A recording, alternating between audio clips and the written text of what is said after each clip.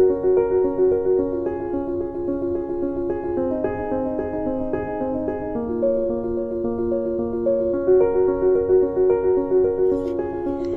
दोस्तों, नमस्कार।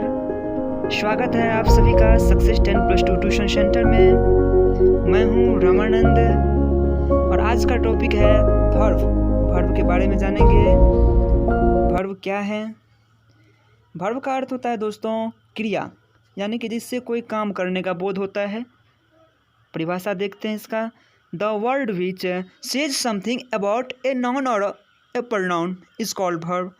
अथवा सेकंड परिभाषा, verb is an action word, अर्थात जिससे हम कोई न कोई गतिविधि, कोई एक्शन दिखाने का वर्क करते हैं तो वो हम क्रिया के आधार पर करते हैं। हिंदी में परिभाषा होगा, वैसा शब्द जो किसी संज्ञा या सर्वनाम के बारे में कुछ न कुछ हमें बताता हो, अथवा जिससे किसी काम करना या होना समझा जाता है कि काम हो रहा है या कर रहे हैं या किया जा रहा है, उसे हम क्रिया कहते हैं। अर्थात एक्शन दिखाया जा रहा है। जैसे कि पढ़ना, जैसे बोले पढ़ना तो इससे पढ़ने का बोध होता है। लिखने का बोध, यानी काम जो कर रहे हैं वो लिखना, तो लिखना हमारा वर्ब हो गया। बोलना, चलना, दौड़ना, हंसना इत्यादि अनेकों प्रकार की क्रियाएं हैं, बहुत सारी क्रियाएं जो हमारे एक्शन को दिखाती है।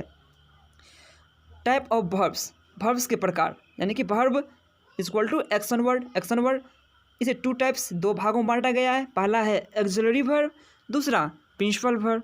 ऑक्सिलरी वर्ब को हम लोग हेल्पिंग वर्ब के नाम से जानते हैं और प्रिंसिपल वर्ब को मेन वर्ब भी से बोला जाता है। और ऑक्सिलरी वर्ब की टोटल संख्या 24 है दोस्तों, लेकिन प्रिंसिपल वर्ब की कोई सीमित संख्या नहीं है। आगे हम इसको अच्छे से भी जानेंगे।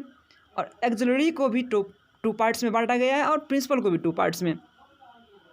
पहला आता है ऑक्सिलरी वर्ब की परिभाषा, सहायक क्रिया, अर्थात the verb which helps to change the tense and make negative, interrogative और passive is called auxiliary verbs.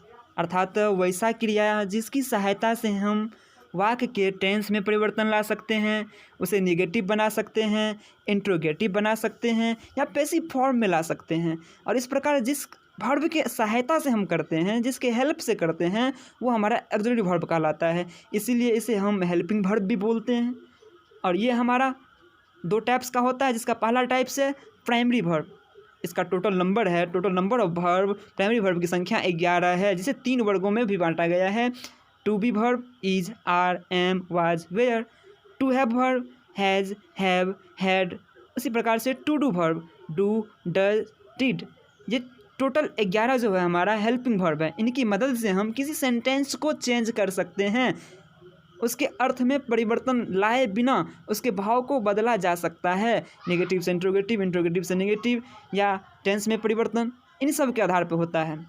दूसरा है हमारा सेकेंडरी वर्ब, जिसे मॉडल वर्ब के नाम से भी जाना जाता है। इसकी टोटल नंबर ऑफ वर्ब है 13। इसकी 13 संख्या है जो अलग अलग जगहों पर अलग अलग कार्यों के लिए प्रयोग किए जाते हैं।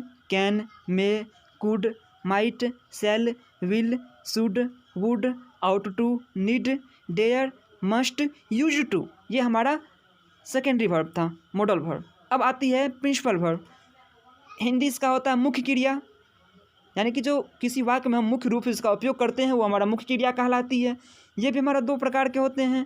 ट्रांजिटिव वर्ब यानी कि सकर्मक क्रिया, इनट्रांजिटिव अकर्मक, नाम से स्पष्ट है। सकर्मक जिसके साथ कर्म लगा हो, अकर्मक जिसके साथ कर्म नहीं लगा हो। कर्म किसे कहते हैं?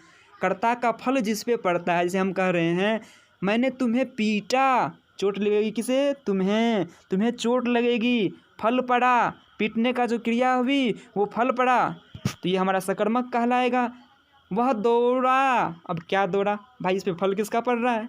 किसी पे फल नहीं पड़ रहा है, यह कर्मक कहला। अर्थात जिसे पूर्ण रूप से हम व्यक्त करने के लिए कर्म की जरूरत होती है वो सकर्मक, और जिसे जरूरत नहीं होती वह कर्मक। जैसे कि ही ईट्स एन एप्पल, वह आम खाता है। अरे भाई क्या खाता है? आम खाता है। ही ईट्स कहेंगे पता नहीं चलेगा। इस प्रकार से ट्रांजिटिव और इनट्रांजिटिव हम अगले वीडियो में भी डिटेल से बताएंगे, वैसे वीडियो लंबी हो जाएगी, जिस कारण से ट्रांजिटिव और इनट्रांजिटिव में अंतर क्या है अगले वीडियो में बताया जाएगा। तो दोस्तों थैंक्स फॉर वॉचिंग। दोस्तों अगर वीडियो अच्छी लगी तो इसे लाइक, कमेंट और चैनल को सब्सक्राइब करने के लिए नहीं भूलिएगा। थैंक यू, बाय बाय, आपका दिन शुभ हो।